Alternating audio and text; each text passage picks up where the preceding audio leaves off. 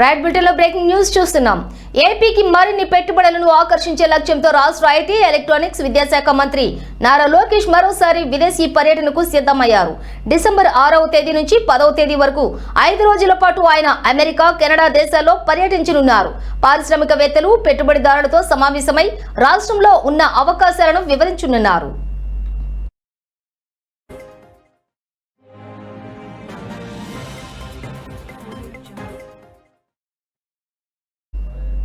ఇక పర్యటనలో భాగంగా డిసెంబర్ 6న లోకేష్ అమెరికాలోని డెల్లాస్లో జరిగే తెలుగు డయాస్పోరా సమావేశంలో పాల్గొంటారు.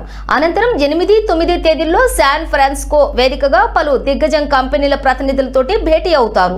10వ తేదీన కెనడాలోని టొరంటోలో పర్యటించి అక్కడి పారిశ్రామికవేత్తలతోటి సమావేశం కానున్నారు. కూటమి ప్రభుత్వం అధికారంలోకి వచ్చిన తర్వాత మంత్రి లోకేష్ అమెరికాలో పర్యటించడం ఇది రెండోసారి.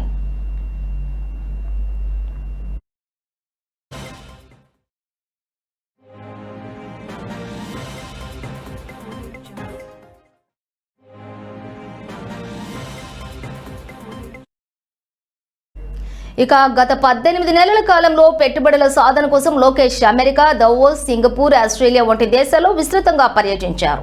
ముఖ్యమంత్రి చంద్రబాబుకున్న బ్రాండ్ ఇమేజ్, రాష్ట్రంలో పరిశ్రమల స్థాపనకు ఉన్న అనుకూల వాతావరణాన్ని వివరించడంలో ఈ పర్యటనలు విజయం సాధించాయి.